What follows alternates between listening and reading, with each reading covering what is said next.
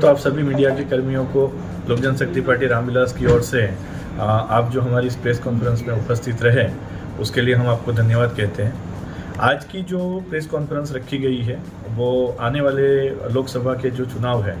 उसके मद्देनज़र रखी गई है। जैसे कि आप जानते हैं माननीय नरेंद्र भाई मोदी जी जो हमारे एनडीए के सर्वेसर्वा है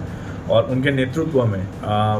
पूरे देश के अंदर जो विकास की लहर जो चल रही है उसी लहर के समर्थन में लोक जनशक्ति पार्टी आज उसके सभी कार्यकर्ता एकजुट होकर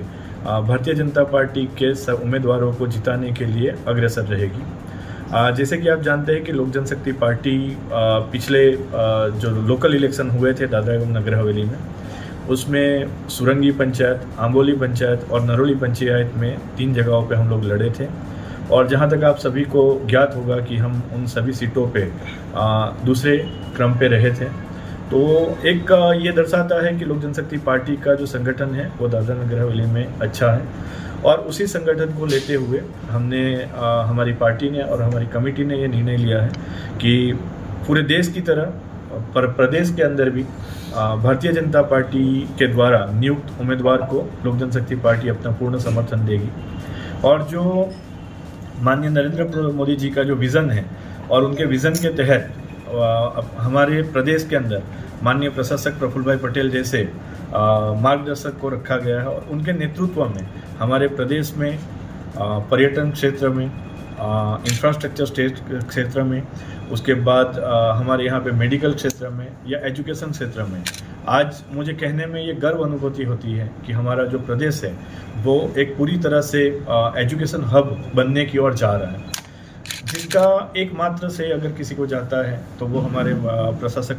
माननीय प्रफुल्ल पटेल जी को है और उनके नेतृत्व नरेंद्र मोदी जी को है, जिनके सीधे नेतृत्व में हमारे प्रदेश का चौतरफा विकास हो रहा है। उसी के लिए आज की एक प्रेस कॉन्फ्रेंस रखी गई है। तो हमारी कमेटी ने निर्णय किया है कि लोक जनशक्ति पार्टी पूरी तरह से एक एक कार्यकर्ता भारतीय जनता पार्टी के उम्मीदवार को जिताने के लिए कटिबद्ध है। धन्यवाद। समस्याएं हैं, बुनियादी समस्याएं हैं, सड़क की प्रॉब्लम लोगों को है, नौकरी का है, पानी का है, बिजली का है,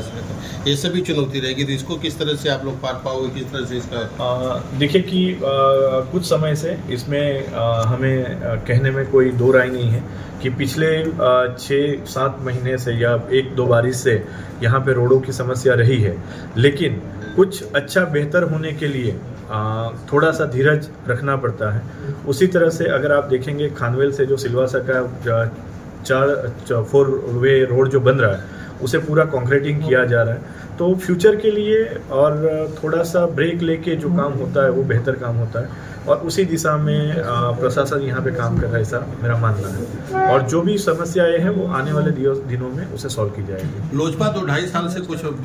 आपस में आपसी मतभेद में फंसी हुई थी। पशुपति पारसनाथ ग्रुप और रामविलास का जो है दोनों ग्रुप में काफ़ी विवाद था, लेकिन यह इस गुट को है केंद्रीय नेतृत्व ने, भाजपा ने राष्ट्रीय अध्यक्ष जो है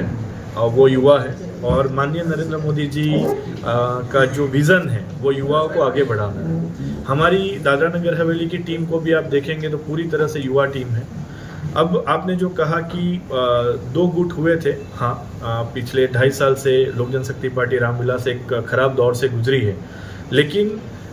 जनता जिसके साथ होती है उसी को सर्वोपरि माना जाता है। और आप जिस तरह से देख रहे हैं कि आज नरेंद्र मोदी जी ने और भाजपा ने पूरी तरह से जो विश्वास दिखाया है वो माननीय चिराग पासवान जी के ऊपर है जो हमारे राष्ट्रीय अध्यक्ष है। और जहाँ तक मेरी जानकारी है, अगर मैं सही हूँ तो हमारे जो दूसरे गुट है उनको कोई भी सीट